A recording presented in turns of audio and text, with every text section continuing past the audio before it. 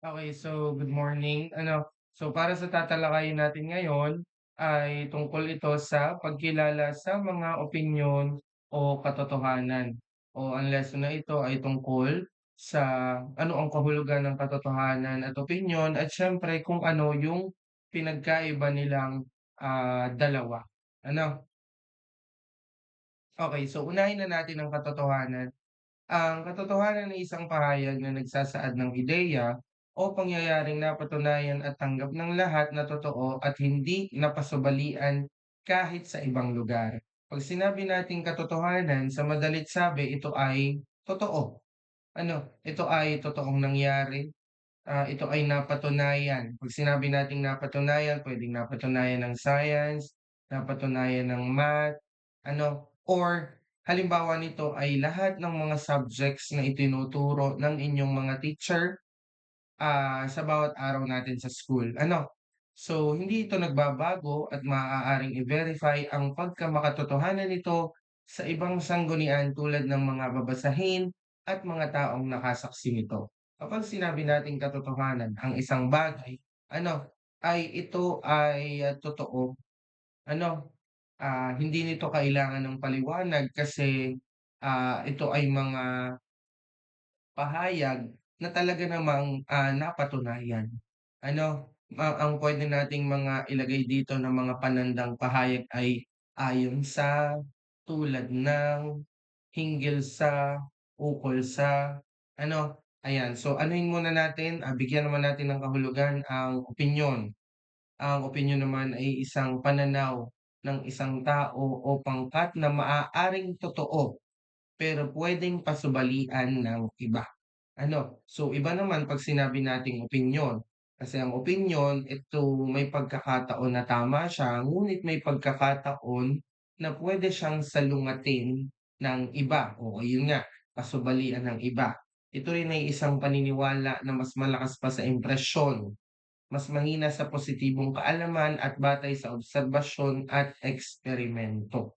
'Pag sinabi nating opinyon, ibang-iba siya sa katotohanan. Kung ang katotohanan ay totoo, ang opinyon ay nagbase lamang sa, personal na pananaw ng nagsasalita.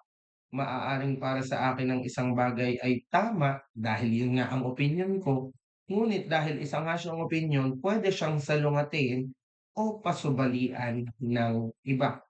Ang opinyon ba ay tama? Puwede.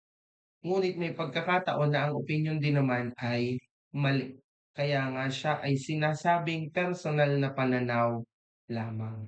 Ano, 'yan. So sa pagpapahayag ng katotohanan at opinyon, maaaring gumamit ng mga sumusunod na pananda batay sa resulta. Kasi nga napatunayan, halimbawa tungkol sa research, tungkol sa isang survey.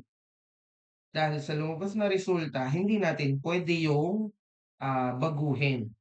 Pinatutunayan ni, mula kay, sang-ayon sa, tinutukoy ng, mababasa sa, 'yan.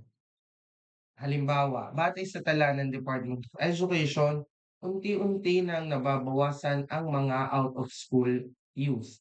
So sa halimbawang ito, naglagay tayo ng batay sa. So ibig sabihin may pinagdaanan siyang report. So yung report na yon ay totoo, dumaan siya sa pagsusuri, kaya ang pahayag na yon ay hindi isang opinyon. Ikalawa, mababasa sa naging resulta ng pananaliksik ng mga ekonomista na unti-unting umuunlad ang turismo ng ating bansa. Ayan, diyan binanggit, no question na. Binanggit ang salitang pananaliksik. Yan, samantalang 'pag opinyon naman, ito naman yung mga keywords or mga panandang pahayag na dapat nating tandaan. Ano, so sa aking palagay, sa tingin ko, sa nakikita ko, sa pakiwari ko, kung ako ang tatanungin, para sa akin, sa ganang akin, yan, kung inyong mapapansin lahat siya may pag-aari ng kung sino yung nagsasalita.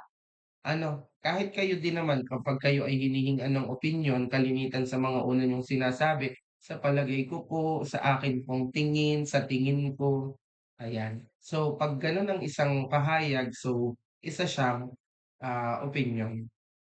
Kung ako ang tatanungin, mahalaga sa magkaibigan ang pagtitiwala sa isa't isa. opinyon niyo. Kasi naglagay siya ng kung ako ang tatanungin. Eh di lalo na din 'tong number 2, sa aking palagay, mas payapa ang buhay ng isang tao na may takot sa Diyos. So nilagyan din niya ng sa aking palagay, kaya ito ay isang opinyon. Ano, pero paano naman kung walang mga panandang pahayag? Ano, so ito ang pinagkaiba ng katotohanan sa opinyon. Una, halimbawa, dito muna tayo sa katotohanan. Ang Maynila ay kabisera ng Pilipinas. Actually lahat naman 'tong tiglima na 'to ay walang panandang pahayag na katulad dun sa nauna kong nabanggit na halimbawa. Katotohanan, ang Maynila ay kabisera ng Pilipinas, walang question dun. Maynila talaga ang kapitolyo ng Pilipinas. May 7 kontinente sa mundo, meron naman talaga. Si Jose Rizal ang pambansang bayani ng Pilipinas, siya naman talaga. Ano, so ang tubig ay nagyayelo sa 0 degree Celsius. Talaga naman. Ano, proven yun ng science. Ano, eto ding mga 'to, ayan, proven siya ng AP, proven ng AP, ng geography. So si Jose Rizal talaga naman based sa history, ang aso ay isang uri ng hayop na alaga ng tao. Tama naman talaga. Ano, ang aso ay talagang uri ng isang hayop na inaalagaan or isa sa mga dino-domesticate or kayang paamuin ng, ng mga tao kaya nga siya ginagawang pet or alaga. So lahat ng 5 kong nabanggit or itong ating 5 halimbawa ay halimbawa ng katotohanan. Ano, samantalang ang opinyon naman, pansinin, ang Maynila ang pinakamagandang lungsod sa Pilipinas. Dinagdagan niya ng salitang pinakamaganda. Baka magreklamo naman yung ibang ano, so ibig sabihin yun ay opinyon niya lang, yun ay para sa kanya. What if para sa'yo Laguna ang pinakamaganda, Baguio ang pinakamaganda? So, opinyon lang siya. Mas masarap ang adobo kaysa sa sinigang. Eh, paano kung magreklamo yung mga paborito ang sinigang? So, 'di ba? So, itong pangalawang halimbawa din ay isang opinyon. Kung inyo ding mapapansin, nabanggit ko kanina na may kalimitan sa mga opinyon ay mayroong pang-uri. 'Pag sinabi natin pang-uri, 'di ba, ay naglalarawan. Pinakamaganda, masarap, pinakamatapang, mas masaya, pinakamatalino. Hindi natin masabi kung sila talaga 'to. Number 3, si Jose Rizal ang pinakamatapang na bayani sa kasaysayan, siya nga ba? Baka magreklamo yung ano ni mga historians sa ginawa ni Bonifacio, 'di ba?